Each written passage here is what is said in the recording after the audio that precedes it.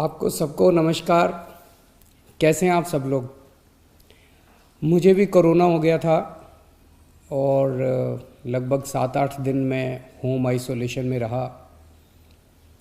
आप सबकी खूब दुआएं मिली, आपका खूब आशीर्वाद मिला, आपकी सबकी शुभकामनाएं आ रही थी, उसके लिए आप सबका बहुत बहुत शुक्रिया, तहे दिल से शुक्रिया।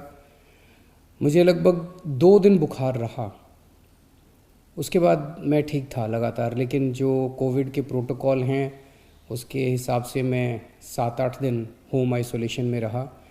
अब मैं वापस आप सबकी सेवा में हाजिर हूँ। आप सब लोगों की शुभकामनाओं के लिए बहुत बहुत शुक्रिया। लेकिन दिल्ली में जो कोरोना की रफ़्तार बहुत ज़्यादा तेज़ी से बढ़ रही है, उसको लेके मैं हमेशा से चिंतित था। हालांकि मैं होम आइसोलेशन में था, लेकिन फ़ोन के ऊपर मैं लगातार अपने सभी ऑफिसर्स से, चीफ सेक्रेटरी साहब से, हेल्थ मिनिस्टर से, सबसे लगातार संपर्क में था। जो जो इंतज़ाम किए जा रहे हैं और जिस तरह से कोरोना की स्पीड बढ़ रही है उसके ऊपर मैं नज़र रखे हुए था।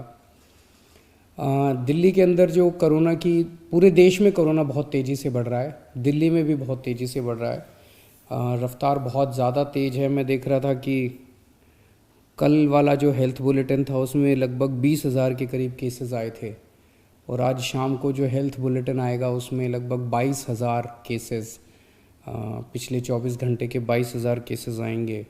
तो डेली बहुत तेज़ी से केसेस बढ़ रहे हैं, जिसको जो एक चिंता का विषय तो है, लेकिन जैसे मैंने पहले भी बोला था, घबराने की बात नहीं है। जब मैं बोल रहा हूँ घबराने की बात नहीं है, तो मैं सारा डेटा एनालाइज करके बोल रहा हूँ। पिछली जो वेव आई थी अप्रैल मई में, उसमें 7 मई को इतने ही डेली केसेस आते थे, 20,000 के करीब। जैसे अभी 20,000 केसेस आए, कल 20,000 cases per day daily cases आए। 7 मई को भी 20,000 केसेस आए थे पिछली वेव में, लेकिन 7 मई को 341 मौतें हुई थी। 341 मौतें। लेकिन कल जब 20,000 केसेस आए हैं तो 7 मौत हुई हैं। एक भी नहीं होनी चाहिए, लेकिन कंपैरिजन में केवल 7 मौत हुई हैं। 7 मई को जब 20,000 केसेस आए थे तो लगभग 20,000 बेड्स दिल्ली में भरे हुए थे, लेकिन कल जब 20,000 केसेस आए हैं तो लगभग 1,500 बेड केवल दिल्ली में भरे हुए हैं। तो उस तरह से इस वेव के दौरान डेथ भी काफ़ी कम हो रही हैं और लोगों को अस्पताल जाने की भी काफ़ी कम ज़रूरत पड़ रही है। ये डेटा मैंने आपको इसलिए नहीं बताया कि इसलिए अब हम मास्क पहनना बंद कर देंगे और गैर जिम्मेदार हो जाएंगे। ये डेटा मैंने आपको इसलिए बताया कि पैनिक करने की कोई ज़रूरत नहीं है, घबराने की कोई ज़रूरत नहीं है, डरने की कोई ज़रूरत नहीं है, लेकिन जिम्मेदारी के साथ काम लेने की ज़रूरत है। जो मैं बार बार बोल रहा हूँ कि मास्क पहनना सबसे ज़रूरी है। मास्क पहनना सबसे ज़रूरी है। कई लोग मेरे से प्रश्न पूछ रहे हैं, लॉकडाउन लगेगा? हम लॉकडाउन नहीं लगाना चाहते। लॉकडाउन नहीं लगेगा अगर आप मास्क पहनोगे तो। मास्क पहन के घर से बाहर निकलो, मास्क पहन के चारों तरफ घूमो। अगर ज़रूरत ना पड़े तो घर से बाहर ना ही निकलो, अभी थोड़े दिन कोई ज़रूरी नहीं है, लेकिन मास्क पहनना बहुत ज़रूरी है। सोशल डिस्टेंसिंग बहुत ज़रूरी है।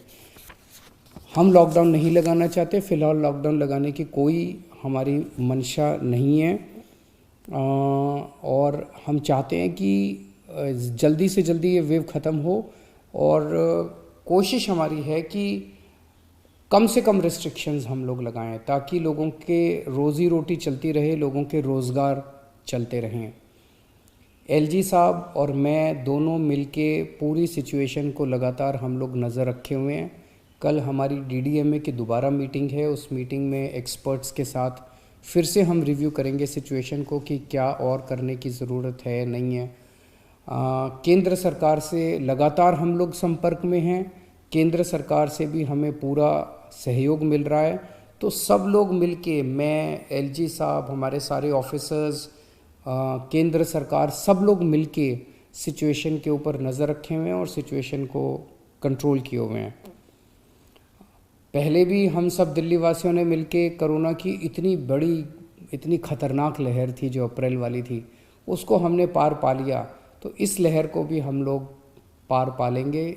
चिंता करने की ज़रूरत नहीं है, लेकिन जिम्मेदारी के साथ काम करने की ज़रूरत है।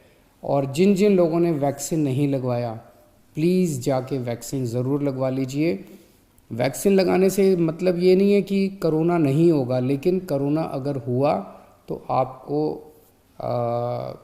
कम माइल्ड कोरोना होगा, आपकी जान को खतरा नहीं होगा, आपको अस्पताल हो सकता है जाने की ज़रूरत ना पड़े। नमस्कार।